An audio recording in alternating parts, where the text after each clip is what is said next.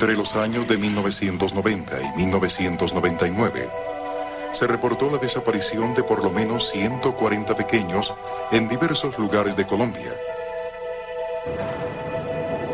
Las autoridades no sospechaban que se trataba de un solo y gigantesco problema nacional. Por eso, cada departamento atendía de forma independiente los casos sin presumir los nexos que tenían con las otras investigaciones. Simultáneamente, los reportes de homicidios de menores también crecían. Se registraban por toda la geografía colombiana. La esquela de muertes se extendía a 70 localidades de 13 departamentos e incluso a poblaciones del norte del Ecuador. En noviembre de 1998, en un lugar conocido como Nacederos, en las afueras de Pereira, una ciudad ubicada a 380 kilómetros al occidente de Bogotá, un hecho aterrador sacudió a los colombianos. Ese día fueron hallados los cuerpos de 14 niños, todos con numerosas heridas producidas por armas blancas. Estas imágenes de la Fiscalía registran el momento que daría inicio a una de las investigaciones criminales más extensas en la historia de Colombia. Pero jamás yo me iba a imaginar que se trataba de 190 niños asesinados en todo el país. Los primeros análisis forenses determinaron que se trataba de niños caucásicos con edades entre los 8 y los 14 años.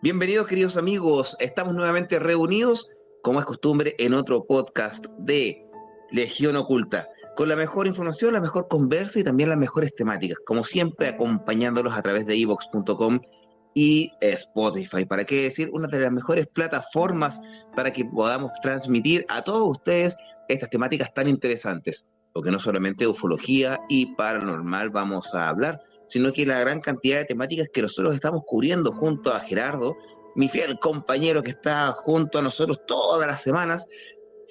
El día de hoy los vamos a sorprender, literalmente, porque no solamente de ufología y paranormal se viven las conversas. Así que damos la cordial bienvenida. Bueno, me presento, Mario González en la voz, y acompañándonos como todas las semanas, nuestro amigo Gerardo Vega. ¿Cómo estás, querido amigo? Bienvenido a una nueva edición, un nuevo capítulo o un nuevo podcast de Legión Oculta.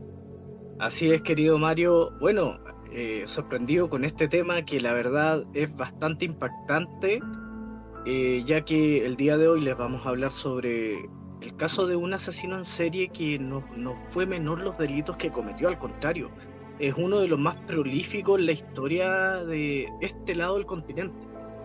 Así que, ¿vas a decir algo, Mario? ¿No? Sí, mira, más que en el continente, yo creo que a nivel mundial. Ustedes se van a extrañar la temática que vamos a hablar, aunque los podcasts ya es más común, sobre un asesino, como tú lo mencionas. Yo quiero decir más un animal, una bestia, como es uno de sus apodos, porque así es mencionado y actualmente está vivo. Porque hasta el momento los más conocidos, o en este caso asesinos en series, personas que tienen la psiqui un poco más revuelta que el común de la gente, y para ello esto es algo normal, están muertos, pero él está actualmente en prisión cumpliendo una condena no muy pequeña, en la cual está esperando solamente que llegue la muerte en la celda que él se encuentra. y a la vez también quedan muchos casos abiertos. O sea, no solamente se puede decir que está todo cerrado, sino que hay algunos que todavía lo están investigando y otras cosas más que están dando vueltas. Así que es una sorpresa, para mí es un agrado hablar sobre este tipo de temáticas, más que nada para poder indagar un poco en la mente de los asesinos, qué es lo que pasa en su vida, qué lo gatilló a hacer y actuar de esa forma. Y a mí me corresponde en este momento, y agradezco la posibilidad de poder presentar al segundo mayor asesino a nivel mundial, porque el número 1 en el ranking de asesinatos lo lleva un ruso, que lo vamos a dejar en sorpresa para otra edición. Y vamos a hablar sobre... ¿Cómo? Es un ruso, claramente, sí. Sí, el number 1, o el número 1, lo lleva un ruso. Pero el día de hoy nos vamos a dirigir al continente americano, especialmente, directamente a Sudamérica, a Colombia, exactamente a la localidad de Génova, Quindío, Colombia.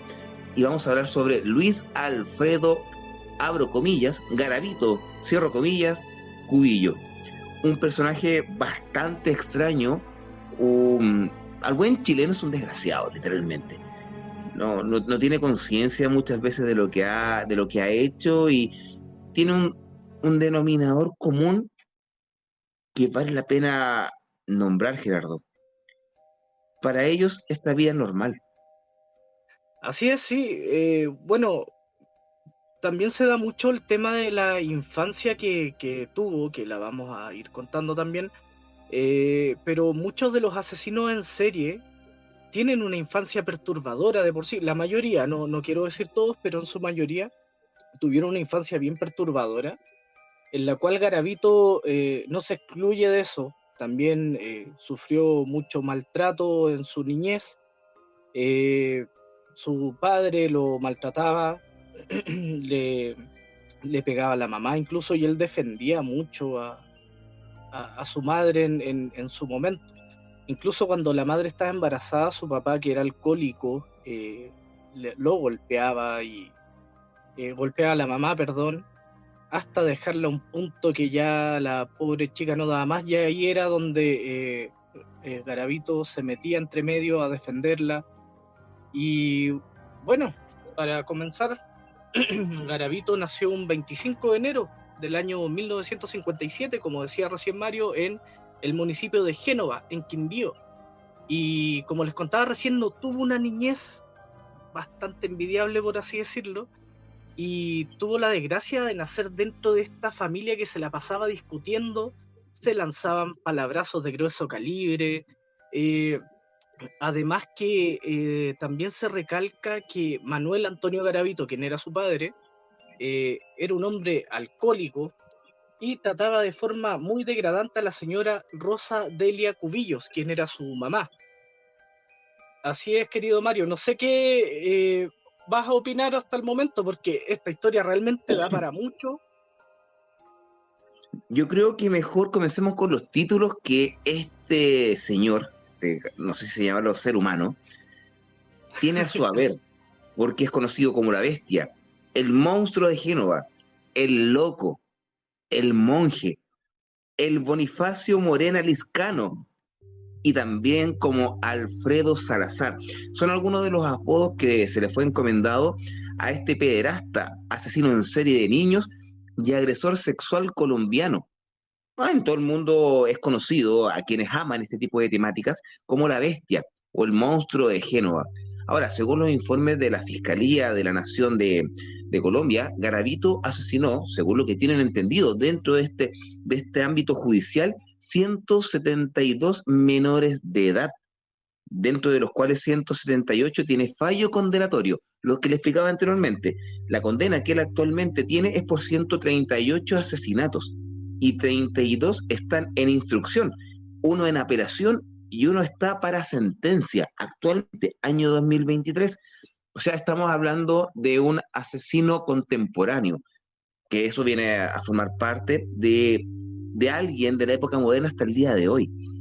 Y ahora, el organismo judicial cree que fueron más víctimas debido a que sus propias confesiones ya más que nada porque a mediados de agosto del año 2003 admitió haber asesinado a otras 28 personas, entre ellas 23 niños y 5 adultos. O sea, tenemos, se puede decir, un medallero dentro del ámbito de asesinos bastante connotado. Un asesino claramente está caracterizado, como tú bien lo dices, por su infancia, por las cosas que puede haber visto, pasado, también actuado en su juventud y a la vez también el trauma que eso conllevó a un actuar de esa forma, convirtiéndolo en algo normal, porque cabe recalcar que aquellas personas que tienen un trastorno mental, la vida en la cual ellos se desempeñan es normal.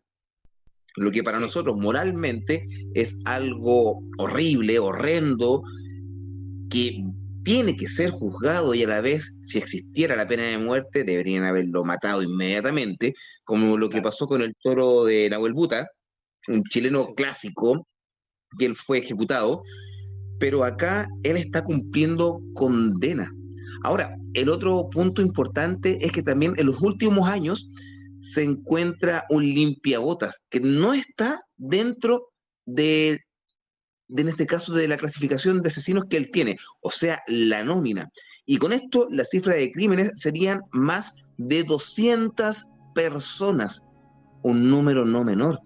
Ahora, sin Incluso, embargo, claro, para ir rellenando, incluso, sin embargo, se cree que Garavito pudo haber asesinado hasta 300 personas, entre wow, niños y adultos. O sea, wow, mira, se pasó. si él hubiese nacido en los años 30 o 40, de más se hubiese listado voluntario para la Segunda Guerra Mundial y hubiese gozado asesinando gente en el campo de combate. Ay, Dios mío, ¿de qué Mira, vamos a hablar hoy el día de hoy? Porque se me llega a erizar los pelos de poder ver el currículum que tiene la bestia. sí, Increíble. sí, es increíble. De hecho, la condena de él en total fueron de 1853 años y 9 días, pero como en Colombia no existe esa condena tan alta, se le dio una condena de 40 años, la cual se redujo a, a solamente 28, si mal no recuerdo, y al momento de reducirse esta condena, estaría saliendo libre este año, 2023. Y eso es una de las cosas más impactantes. Claro, la gente ha estado intercediendo para que esto no ocurra, y de hecho Garavito cobra bastante caro por una entrevista. Dentro de la cárcel solamente ha tenido 2 o 3 entrevistas, no más que eso, y cobra bastante caro. Por ende, hay muy poca información. Bueno, le han sacado mucha información, pero con respecto a lo que va a suceder ahora, porque hasta el presidente creo que ha estado involucrado para que él no salga libre. Y Garavito tiene temor de salir hoy en día, que incluso en la cárcel donde él se encuentra, que es en Tramacúa, donde él está preso, es una cárcel de alta seguridad. Y a tal punto que él no puede, él está escoltado incluso dentro de la cárcel, él está solo en una celda, no puede convivir con nadie más, tiene 66 años en estos momentos. Y bueno, también cabe recalcar que aparte de que él fue abusado por su papá a la edad de, cuando él era un niño, a la edad de 10 años, el papá se acostaba con él, no con la mamá, y empezó a abusar sexualmente de Garavito. Y también, luego de esto, a la edad de 15 años, Garavito cometió su primer delito, que fue tocaciones a un niño de 5 años, lo cual al momento de atraparlo, por así decirlo, el padre lo que hizo fue echarlo de la casa, pero no por el hecho de que haya tocado a un niño, sino que fue porque no lo hizo con una mujer. O sea, el compadre ya estaba hasta más arriba de la coronilla, por así decirlo, con todo este tema de los abusos. Y cabe recalcar que aparte de su padre que cometió los abusos con Garavito, un amigo de su papá que era dueño de una farmacia, este amigo estuvo 2 años abusando sexualmente de Garavito también. Y luego el padre de una iglesia también abusó sexualmente de Garavito. y a la edad de 25 años él quiso recuperarse, fue a un psiquiatra, estuvo con psicólogo, con psiquiatra, porque él no podía entender, no le cabía en la cabeza que no le gustaran las mujeres, porque él no sentía nada hacia las mujeres, pero sí hacia los niños. Y él intentó en su momento sanarse de esto, pero ya a la edad de 35 años aproximadamente empezó a cometer los delitos que, si bien decía Mario recién, no son menores, son muchísimos delitos, de las cuales muchas fueron, fue como en progresión los delitos de él. Partió con tocaciones, luego violación, luego el asesinato, y después del asesinato comenzó a hacer pactos satánicos con el diablo para obtener dinero con los cuerpos de los niños.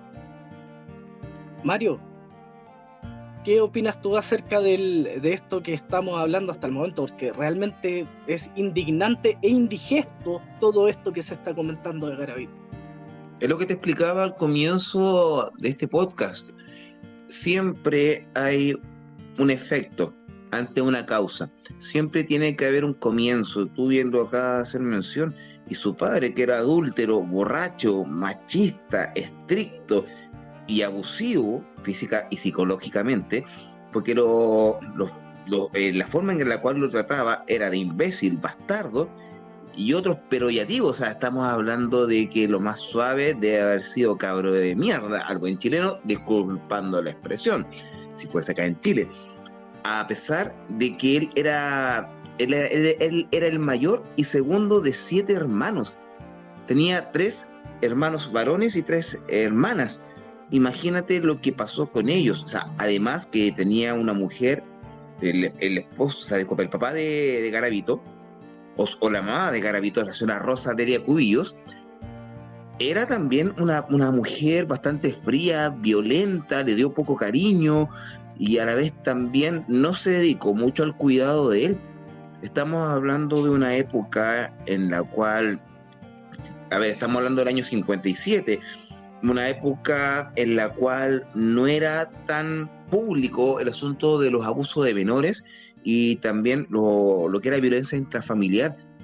Y me imagino que el empoderamiento machista del papá conllevó a que él pudiera hacer lo que quisiera con los hijos, poder hacer samba y canuta, como se dice al buen chileno. Ahora, este tema, por lo menos de Garavito, se debía también en la familia a un conflicto armado en curso en Colombia en ese momento. O sea, no había tanta normalidad en aquel momento, y la familia se tuvo que mudar a Ceilán, en el Valle de Cauca, en el norte del departamento, antes de que Garavito ingresara a la escuela primaria. O sea, estaba en un cambio de localidad y además una crisis interna del país de Colombia que conllevó a solamente cursar hasta quinto de primaria en un instituto agrícola.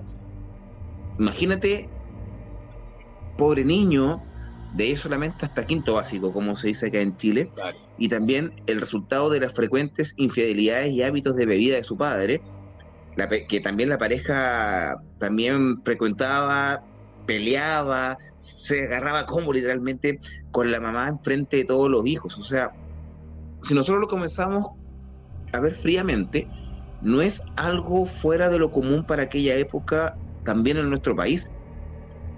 En tiempos de campo, sobre todo acá, en los cuales los padres, no quiero decir la mayoría, sino que una minoría, les gustaba mucho la bebida, mandaban, eran el sustento del hogar y se creían amos y señores. Aquí no estoy en contra del machismo ni empoderamiento, no, estoy hablando más que nada de una época difícil en la cual los padres o los jefes de familia se creían con toda la autoridad de hacer y deshacer. El machismo. El machismo, y no quiero hablar de una normalidad. Era una época del tiempo de la vida en la cual eso era común y corriente. Claro, en la cual el padre podía salir, volver borracho a la hora que quisiera, levantar a la familia, hacerlos pasar mal rato.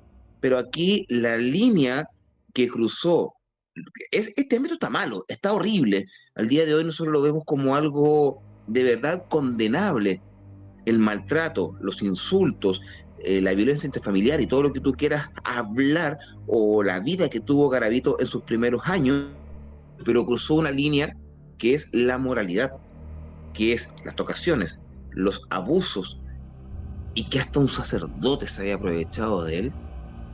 Sí.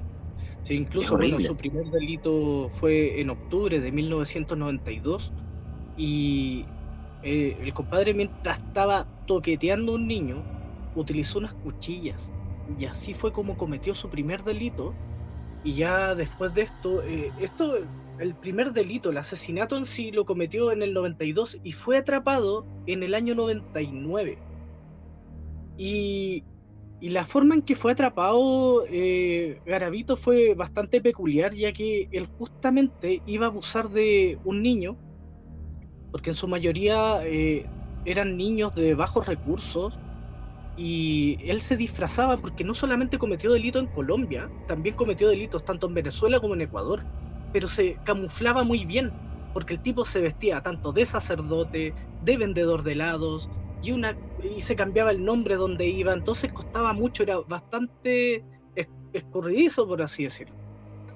¿Y qué pasó? Que al momento de que él iba a cometer el delito, el niño comenzó a gritar y justo iba pasando un vagabundo que se percata de esto. Y al momento de percatarse, se da cuenta de que estaba Garavito. Él no sabía que era Garavito, pero ya se estaba hablando mucho sobre un asesino en serie en la zona. Y agarró unas piedras y le comenzó a tirar piedras. Y fue en ese momento donde Garavito corrió y a este niño, este vagabundo, ¿no es cierto?, lo lleva a un lugar más seguro, que fue una casa que había por ahí. Llamaron a la policía, llegaron 3 policías y ahí fue donde atraparon a Garavito, y de aquí ya comenzó todo el tema porque él al principio dio otro nombre. Entonces el tipo a través de esto también trató de escabullirse, siempre haciendo las cosas por debajo de la mesa, por así decirlo. Y también otra cosa bastante importante, que él tenía 2 libretas. En la primera libreta anotaba cada uno de los asesinatos con unas rayitas. ¿Te acuerdas, Mario, cuando uno elegía presidente de curso y hacía como un cuadrito, unas rayitas? ¿No es cierto? O cuando uno en elegía las votaciones, claro, en las votaciones comienzan a contarlo, una rayita 5, una rayita 5. Exactamente. Asimismo, él tenía marcados los homicidios que él había cometido, los crímenes en contra de estos niños, y aparte tenía otra libreta, porque él tenía como una doble personalidad. La tiene todavía, yo creo.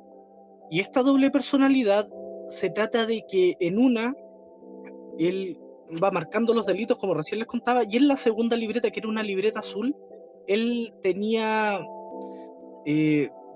ver cómo decirlo, él se culpaba mucho o sea, como que se arrepentía y él buscaba a Dios y decía que Dios lo perdonaba.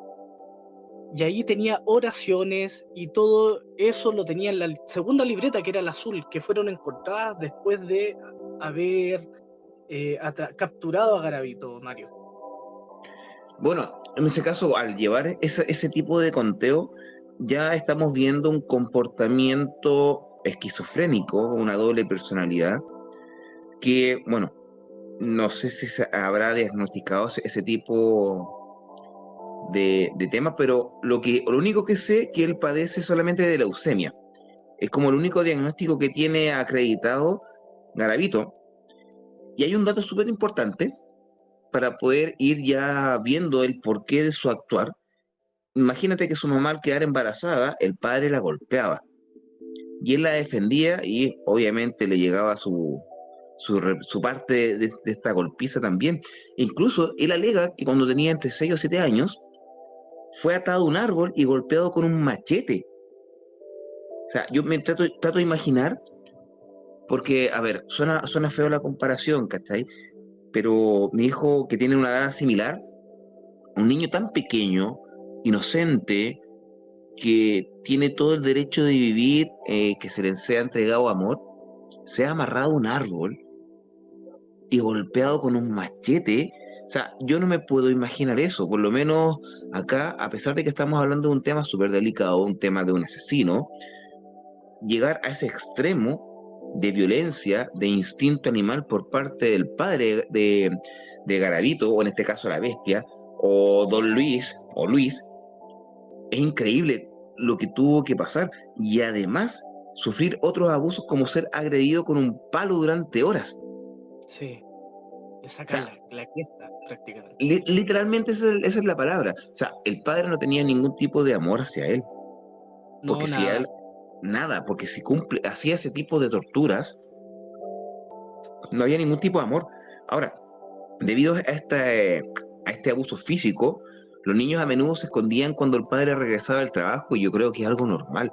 El miedo que infundía Manuel, el padre de Luis Garavito, era horrible. Yo creo que el trauma que vivieron esos pobres niños escondiéndose de su propio padre, su progenitor, horrible. Además que él dormía en la misma cama que su padre, y por ahí por Sí, los 13 años fue cuando se especuló e hizo mención de que había sido víctima de abuso sexual por parte del padre, a los claro. 13 años más o menos. Ahora, claramente las características que a él lo designa su padre, lo dije anteriormente, imbécil, tonto y otros peyorativos más u otros apodos que lo menoscababan, no tener ninguna palabra buena hacia él, fue un infierno en vida. Y eso fue moldeando, y a la vez también en el ámbito psicológico, los niños tienen una etapa de crecimiento que es algo normal que tienen que pasar, que investigar, que descubrir, pero ser forzado a crecer rápidamente, a aguantar dolor, defender a su madre y no tener ninguna muestra de cariño, todo eso es abono para que el dolor, el odio y otro tipo de personalidades crezcan, que no deberían haber nacido por parte de él. Cuando tú hacías Incluso, mención que a la mujer no le llamaba la atención, yo creo que va más que nada al ver a su madre sufrir.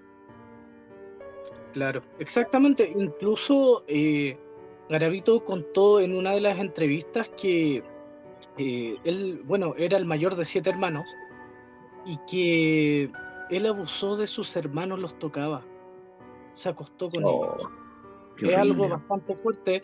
Lo que no quiero nombrar es el modus operandi que él tenía al momento de asesinar a estos niños, porque realmente es algo macabro, ya fuera de todo límite, y no me gustaría contarlo por respeto también.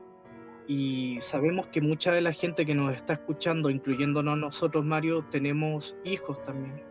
Por ende, no creo que sea muy viable contar el modus operandi que él tenía, eh, pero de cierta forma las torturas que él recibió provocaron que se generara esto en su cerebro, este monstruo, más allá de que él también trató de rehabilitarse, como les contaba, pero esto hizo que él tuviera muchos conflictos incluso para buscar trabajo. A Garavito lo despedían por por un mal comportamiento, era bastante agresivo. Y no sé, se pueden hablar muchas cosas sobre él, tanto el tema psicológico de el por qué logró hacer todo esto, incluso él encontraba tan extraño que no le gustaran las mujeres, que él dijo, bueno, me gustan los niños y me voy a poner a hacer lo que quiero hacer, que era tocar niños, y ya después de eso se le fue pasando la mano. Comenzó con los asesinatos y ahí era donde él sentía el mayor placer sexual al momento de cometer los asesinatos, Mario. Más que nada por lo que te explicaba, no al comienzo, sino que en la conversa que estamos teniendo en este momento, la edad también tiene que tener su propio despertar, su despertar solo, algo natural, pero para él fue algo obligado. Estamos hablando que a los 13 años ya había sido abusado por su padre. Para él, el único instinto que tenía, a pesar de que era algo malo, el común denominador para los abusadores es porque fueron abusados también. Y cambian su perspectiva en el ámbito de los deseos, como lo que pasa con aquellas personas que les encanta que les peguen. Pasa lo Claro. mismo acá en este caso. Se va acumulando este tipo de actuar y para ellos pasa a formar parte de su personalidad, pasa a formar parte de su persona, de su ser y su diario vivir. Y también, ojo, que cuando él estudió dentro de sus 5 años, él usaba lentes y era molestado por los compañeros y le decían el garabato. Sí, Le sufría hacían bullying en bullying. el colegio. Sí. Exactamente, lo perseguían en los recreos. Bueno, él hacía berrinche más que nada y reaccionaba violentamente hacia los estudiantes que lo perseguían y obviamente se burlaban de él. A pesar de los violentos conflictos, ni siquiera los profesores hicieron algo. Claro, justamente te iba a decir eso, que los profesores no hicieron nada. Debido a eso, él se salió de la escuela a los 10 años. Esa fue una Lamentablemente. de las problemáticas más grandes porque tampoco tuvo sus estudios. No es por defenderlo ni nada por el estilo, solamente estamos hablando la vida de él. Y también se habla, pero no estás al 100% seguro hoy en día porque él, con los pederastas tienden a decir, a minimizar las cosas. No sé si sabías eso, Mario, pero los pederastas de por sí minimizan las cosas. Por ejemplo, algo muy grave, como en el caso de que estamos hablando, él como que lo contaba así como muy mínimo, así como, ¿no? Como una cosita pequeña, como que cada uno de sus crímenes eran un pelo de la cola, por así decirlo, una rayita en el agua.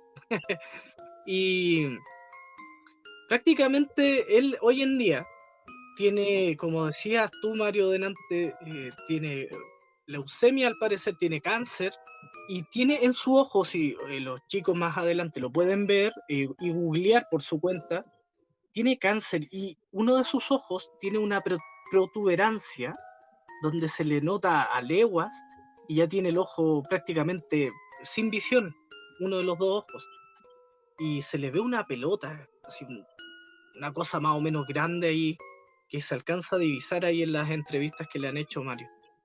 Mira, y aparte esa acumulación de odio hacia sus padres y también compañeros de colegio, sumado a los supuestos y extensos abusos físicos y sexuales por parte del dueño de una farmacia local, además de un vecino religioso, como tú lo mencionaste, cuando su padre lo llevaba a vacunar, más gatilló a que Garavito pudiese tener ese tipo de actuar, ser agredido sexualmente tanto por su padre, vecinos, religioso.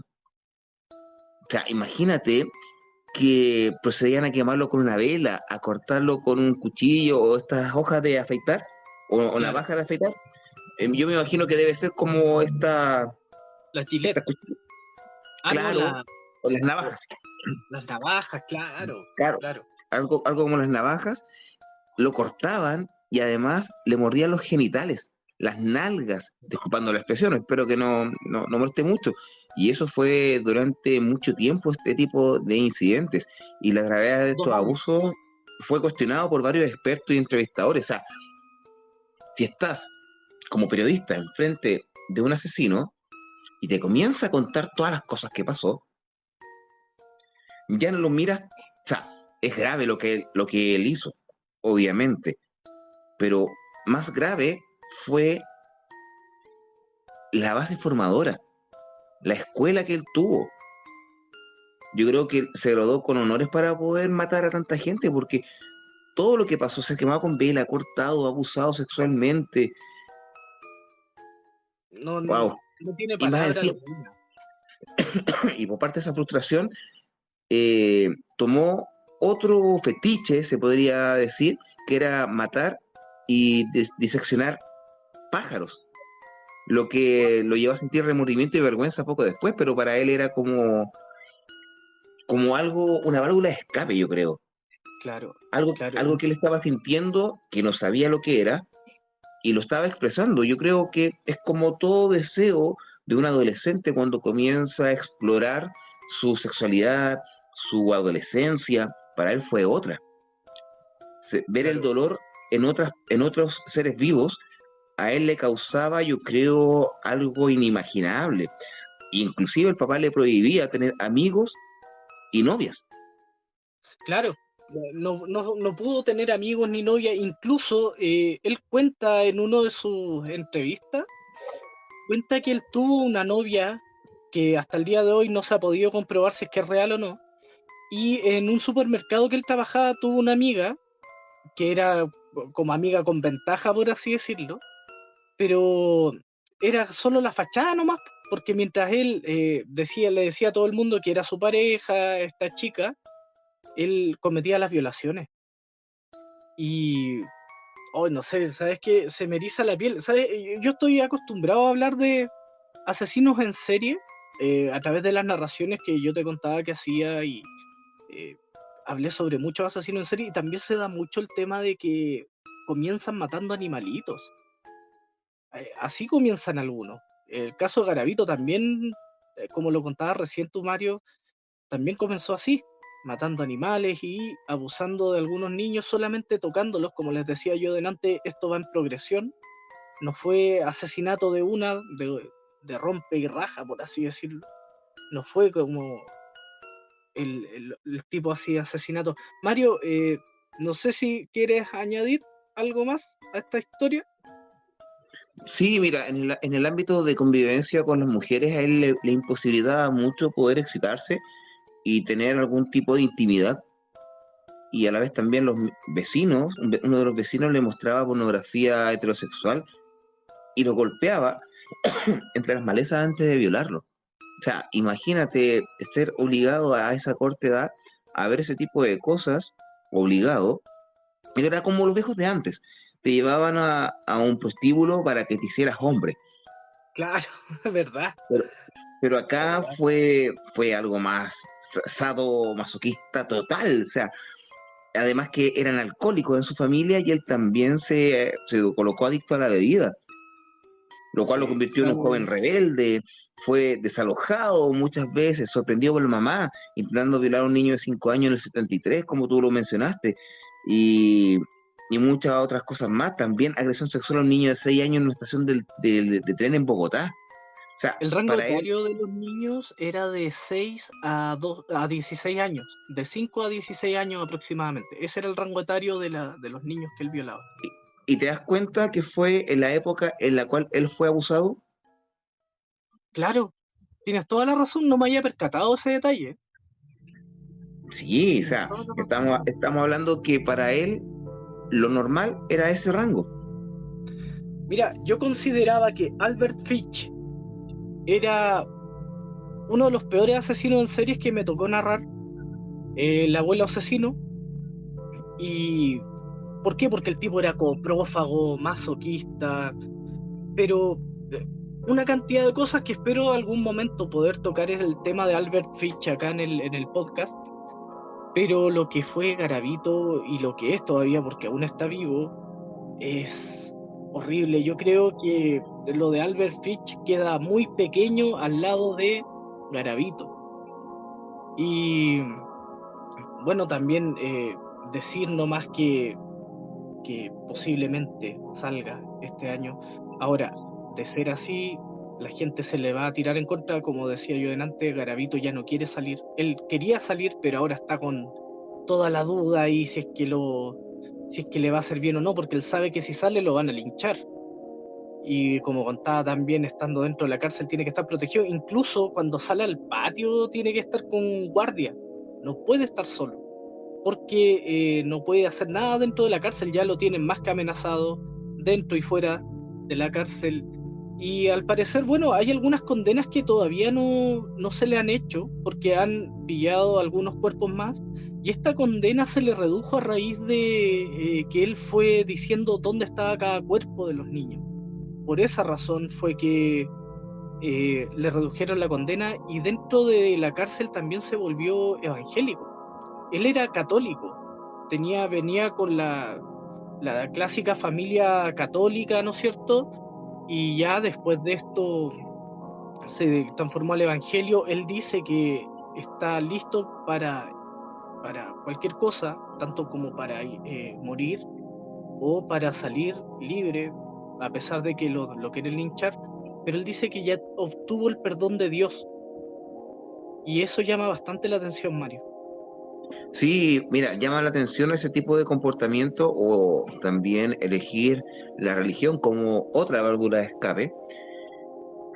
en todo lo que le pasa, yo no le encuentro, bueno, después de saber, después de haber indagado este tipo de temáticas, y me refiero al nacimiento de Garavito, me refiero al nacimiento como asesino, después que su papá lo echó por ser homosexual, por querer abusar solamente de niños, y decirle, ¿por qué abusas de niños y no golpeas y abusas de una mujer? O sea, la respuesta que le da va en contra también de lo que él mismo había hecho a su propio hijo. A pesar que después, cuando lo echaron de la casa, él trabajó en una caja de compensación, en una cadena de tiendas, estudió marketing, y a pesar de las nuevas carreras que él tuvo, comenzó a tener problemas con los compañeros de trabajo, clientes, los jefes, que después comenzaron a convertirse en altercados físicos por el comportamiento que él tenía. Perdió su trabajo, trabajó como vendedor ambulante de objetos religiosos y también como trabajador migrante.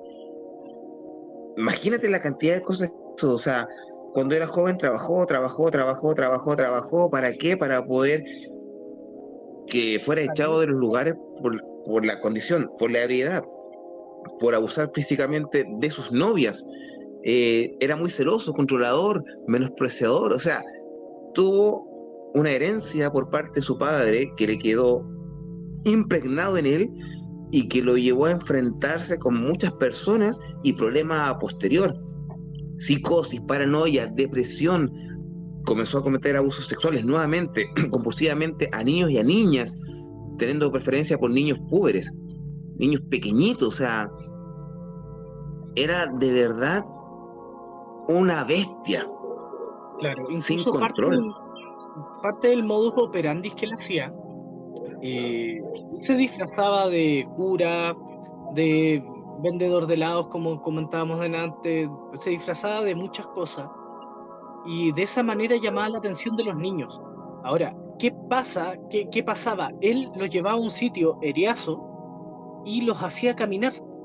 Caminaban hasta el agotamiento, y ahí era donde él cometía los crímenes, tanto de violaciones como el asesinato. Y luego de eso ya comenzaba con lo que era el ritual satánico para poder obtener dinero a través de estos asesinatos. También les cortaba parte de los pulgares a los niños, porque en un bar a él le habían comentado que una vez que se cometió un asesinato le traía buena suerte el cortar los dedos pulgares de los niños en las manos. O sea, ¿quién le habrá dado el consejo? La verdad es que no tengo idea. Tuvo que haber sido un tipo bastante desquiciado también. Y otra cosa que no es menor, a una persona que también era un abusador de niños en Colombia, lo confundieron con Garavito.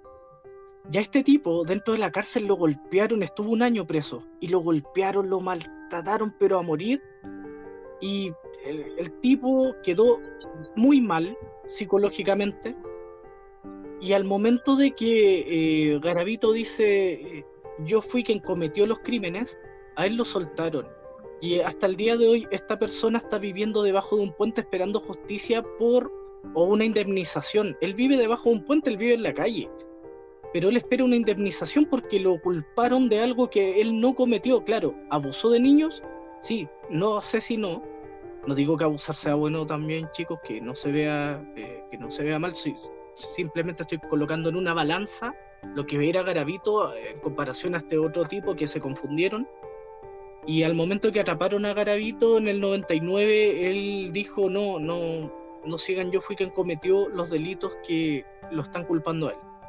Y este tipo intentó matar a Garavito. ¿Por qué? Porque estaban presos los dos en la misma cárcel. Y en ese momento fue que al momento que Garavito dijo que él había sido, a este otro tipo lo soltaron, pero él ya no tenía dónde ir.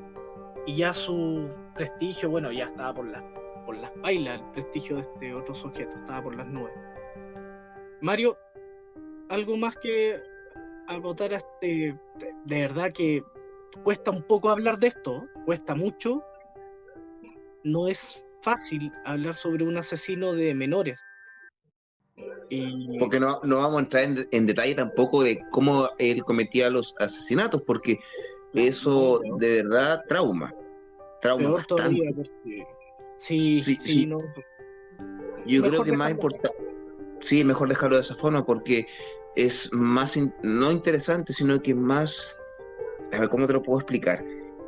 Es más fehaciente saber qué le pasó a él, por qué se comportaba de esa forma.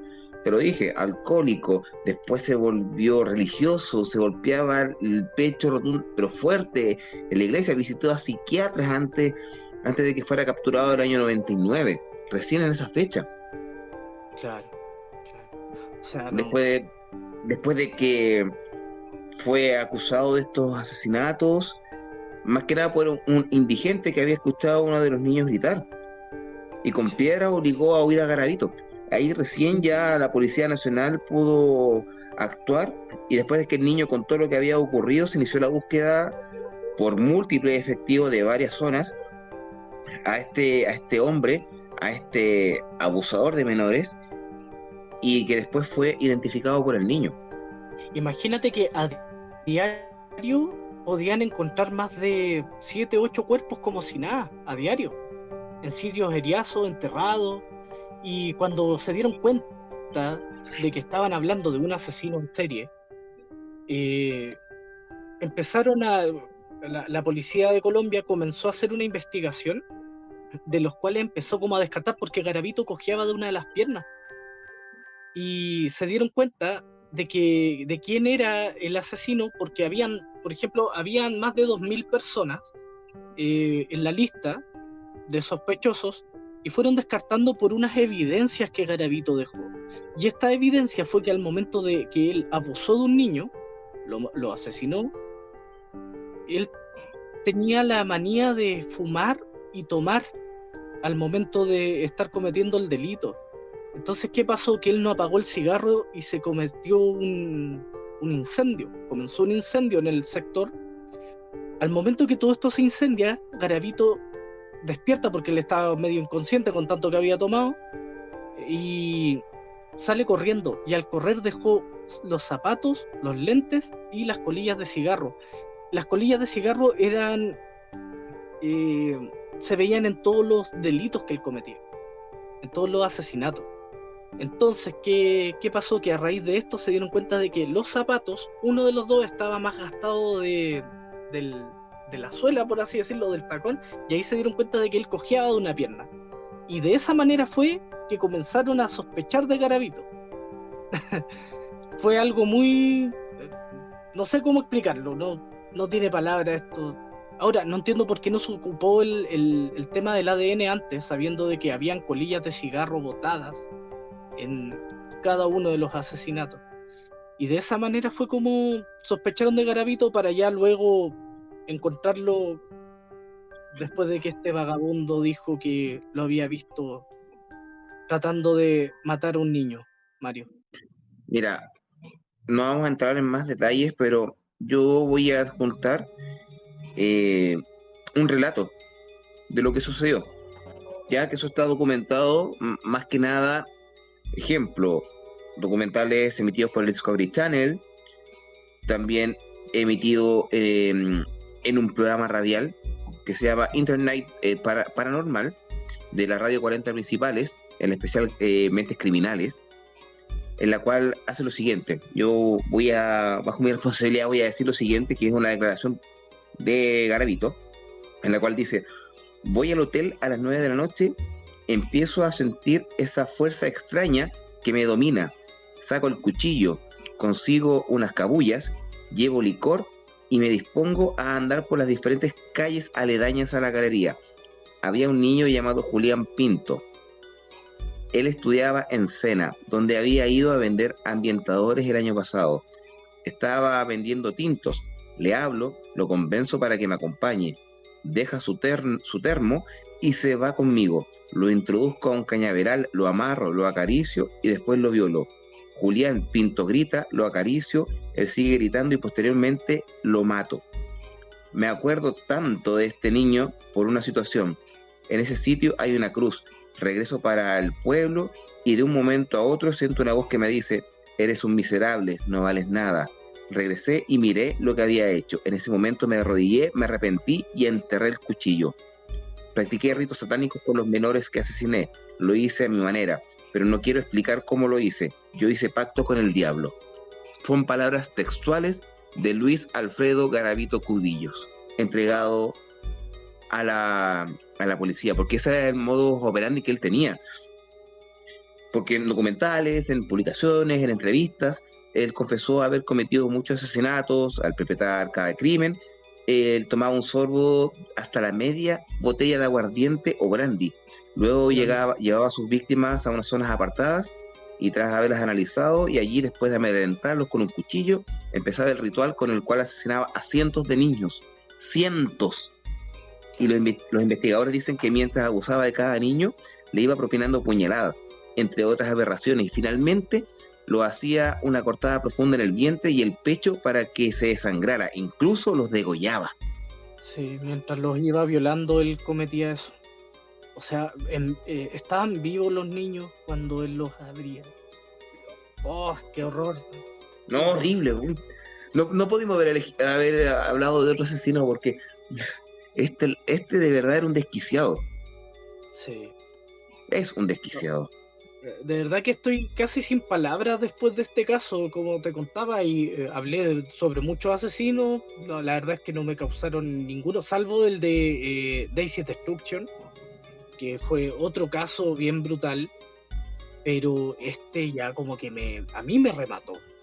Me remató y fue como, ¿cómo puede existir alguien así? Y si realmente obtuvo el perdón de Dios, muy bien, porque nosotros, la gente que está afuera, ¿no es cierto?, que no ha cometido sus delitos ni nada, no lo vamos a perdonar. Yo sinceramente no lo perdonaría, aunque no soy quien para juzgarlo, pero no lo perdonaría. Y sinceramente, en estos casos yo aplicaría la pena capital, la pena de muerte, en estos casos. En este caso, claro. Mira, yo lo mencioné anteriormente, el toro de Nahuel Buta. Él asesinó a sus hijos y a su señora. ¿Y qué hicieron? Le enseñaron, lo educaron, lo hicieron persona y después lo mataron. Acá no, él está vivo y está a puerta de salir libre, sí, como tú bien lo comentas. Inclusive el año 2011, él ya había cumplido, el 25 de noviembre, había cumplido una de sus condenas. Claro. Pero sin embargo, cerca de 20 procesos que aún quedan ahí, impiden su libertad, si no ya estaría libre. Claro, por eso es difícil que él salga, porque todavía no ha sido condenado por todos los delitos cometidos, solamente algunos. Y lo más triste de todo, ¿sabes qué es, Mario? Que muchos padres que desaparecieron sus hijos en los años 90 todavía siguen pensando de que sus hijos puedan estar con vida. Y eso es lo más triste de todo, porque a pesar que Garavito ya ha confesado muchos crímenes, los padres aún siguen esperando a que sus hijos vuelvan, y duele mucho como papá, como ser humano. No sé, una atrocidad grande, Mario. Yo sinceramente estoy casi sin palabras ya después de todo esto que se habló. No sé qué o sea, a pesar de que nosotros habíamos, bueno, aquí la idea de poder hablar de él fue en conjunto. Bueno, la idea fue tuya en este caso, Gerardo, y yo lo analicé, lo vi, claro. Si nosotros hablamos de mentes criminales, o en este caso, como decía Ignatius Frappé, un gran amigo, en los primeros podcasts que nosotros hacíamos, un psycho killer, literalmente. Claro. Esto sobrepasa mi, ¿cómo se llama? Mi nivel de tolerancia ante el comportamiento de un asesino, porque estamos hablando de casi 300 o más de 300 niños, sí, muertos, asesinados, y lo mencioné en la declaración, o por lo menos la única que hay disponible. Yo creo que tienen que haber más, sobre todo los documentales que hay en redes sociales que lo pueden encontrar. En YouTube. Decir que alguien le decía que era un miserable y se devolvía y pedía perdón, hacer un rito satánico, o sea, abusar mientras los acuchillaba, los cortaba, de verdad que no tiene nombre. O sea, muchos pueden decir, claro, su infancia fue tan horrible, tan horrenda, y por eso que él es así. Hay que entenderlo, ¿no, señores? O sea, estamos hablando de alguien que no tiene consideración. Lamentable lo que pasó, sí, pero los niños que fueron asesinados y violados no tampoco tenían la culpa. Y que más encima Claro. vaya a quedar libre, wow. Sí, y lo otro es que, bueno, eran niños de bajos recursos, porque era mucho más fácil para él abusar de ellos, porque sabía que nadie iba a reclamar por ellos. Y es así de triste todo esto, que también se da eso que al tener unos niños que son de bajos recursos, que sus familias no van a estar reclamando por el cuerpo, que muchos eran niños que por poca plata para consumir droga accedían y se acercaban a él. No, no sé, no sé, Mario, estoy como quedé choqueado con esto, quedé como en shock prácticamente. No me Bueno, arrepiento de ya, haber propuesto el tema, pero sí es horrible este caso. bueno, ya para ir cerrando este capítulo, este podcast, lo único que de mi parte queda para poder no resumir, sino que entregar mi punto de vista. Piense en la gran cantidad de asesinos que están sueltos y que no se sabe todavía de su existencia, que Sí. están aún en el anonimato y peores. Imagínate la Exactamente. gran cantidad. Bueno, el día de hoy, queridos amigos de Legión Oculta, bueno, primero que nada, dar las gracias por haber dado play, habernos buscado, habernos sintonizado y estar atentos no al relato, sino que a la conversación que hemos tenido sobre este violador, secuestrador, homicida, robo por intimidación, torturador, sectario, las tiene todas, con esa condena de 1853 años que le habían dado en primera instancia y que ahora puede quedar vivo a ese energúmeno llamado la bestia, el monstruo de Génova y todos sus otros epítetos que le podemos dar nosotros. Solamente me queda señalar que este mundo, como en un tráiler de una película que estaba viendo, yo creo que somos el ser humano, la única especie que no pertenece al reino animal, que se encarga de destruir sin compasión, sin respetar al resto y muchas veces sobrepasando los mismos límites de la moralidad que el mismo ser humano interpone. Ni los Claro. propios animales en el reino animal, valga la redundancia, hacen este tipo de actuares. Lamentable, es una historia horrible la que acabamos de hacer mención. Espero que también el podcast sea de su agrado. Esperamos sus comentarios. Recuerden un like, un comentario de qué temas les gustaría que nosotros pudiésemos hablar. Menciónelos, déjenos sus mensajes, no sean tímidos. A veces para nosotros es gratificante ver que ustedes nos dejan algunas palabras, algún tema que les gustaría que nosotros hiciéramos mención y dejando un like, de verdad se agradece mucho. Y por mi parte, me comienzo a despedir y vuelvo a agradecer a ustedes que estén aquí en la sintonía de Legión Oculta. Gerardo, Bueno, muchachos, darle las gracias a Mario por estar acá conmigo nuevamente y darle las gracias a todos ustedes que nos están escuchando. Y algo bastante importante que quería decirles, si ustedes saben de abuso de menores o de abuso intrafamiliar, el que sea, se puede hacer una denuncia de manera incógnita, por si acaso, para que lo sepan y cualquier cosa lo puedan dar a conocer. No es necesario dar nombres, muchachos, pero háganlo, porque van a salvar una vida. Eso y muchas exactamente. gracias. Nos vemos el próximo capítulo. Hasta luego. Que estén muy bien. Nos vemos para la próxima.